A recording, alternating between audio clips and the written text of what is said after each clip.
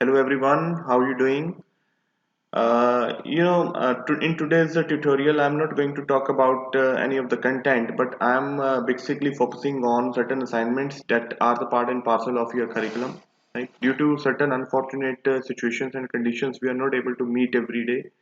So we are not going to interact face to face. But as far as the curriculum is concerned and the assignments are concerned, they have to move on, right? So in this particular video I'm going to shoot certain assignments to you, and I hope that you are going to understand the assignment and revert back pretty soon.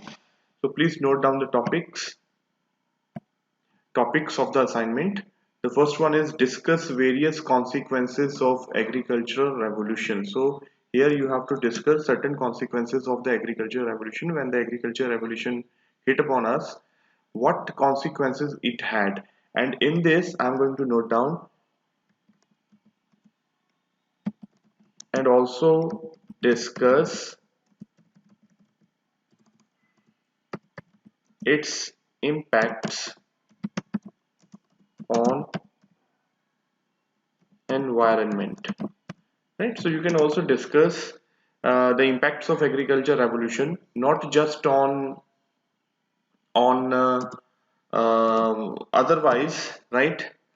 But also you can discuss its impact on revolution, because certain pesticides were used, certain technologies were used, they were not that eco-friendly. A revolution came up, but what impact it had on environment? It's a very important question. Please do focus on it, because the question has appeared many times as far as your previous question papers are concerned, right? Then the second one is explain causes and effects of marine and thermal pollution. And the third one is discuss importance of awareness and value education in environment management. Now this is very important question. That is, you have to discuss what role awareness and value education can play in managing environment, in the conservation of environment, right? Because if we are aware, only then we can think of environment, only then we can think of how to protect it properly, right? So you need to discuss the role of value education as well as awareing others, right? Then the next one is define energy and differentiate between conventional and non-conventional sources and sources of energy. Now you have to discuss what is energy, and then you have to uh, you know find out certain differences between what is the conventional sources of energy and what are the non-conventional resources of energy. There is one tab, my video on renewable and non-renewable energy resources, that we have just discussed 1 or 2 days back, and the link is there with you, and I hope that you have gone through the video. In that particular video I have discussed certain non-conventional energy resources, right? The alternative energy resources that can help, because they are the non-conventional energy resources. So you can if you have gone through that video, it would be very easy for you to understand this question and to answer it. And then we have the last one, that is what is acid rain and how it is formed, right? We have discussed this in the class also, that acid rain has a very harmful impacts on the environment. Even the Taj Mahal, which is one of the wonderful monuments of India, has been impacted by the acid rain. So what is acid rain and how it is going to be formed? And you also need to discuss the impacts, the harmful impacts of acid rain, and certain control measures in order to reduce it or to control it properly. So there are 5 topics in totality, right? Now we'll see how you have to go about it.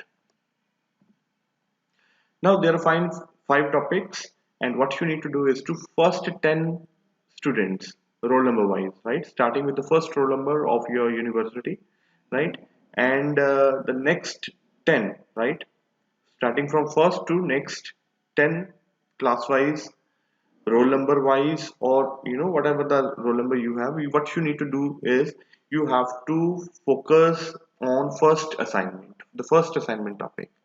And similarly the next 10 students will go to the second assignment, and similarly, right? So there are around 50 plus students in BCA1, and I've given you 5 topics so that 10 students can concentrate on each assignment, right?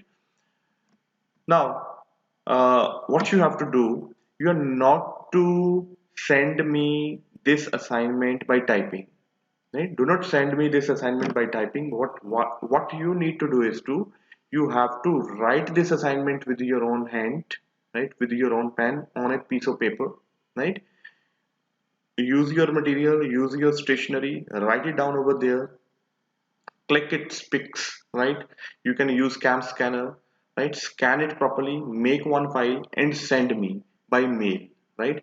Please note down the last date of sending, which has been highlighted over here also, right? It's the 27th of March 2020. That means on Friday, till Friday, right, by evening, you can say by 6:30 or 6 or 7, you have to send me this assignment. Do not over cross the border. Do not just overstep the deadline. You have to stick to the deadline, that is 27th of March 2020. You have to send me this assignment, right?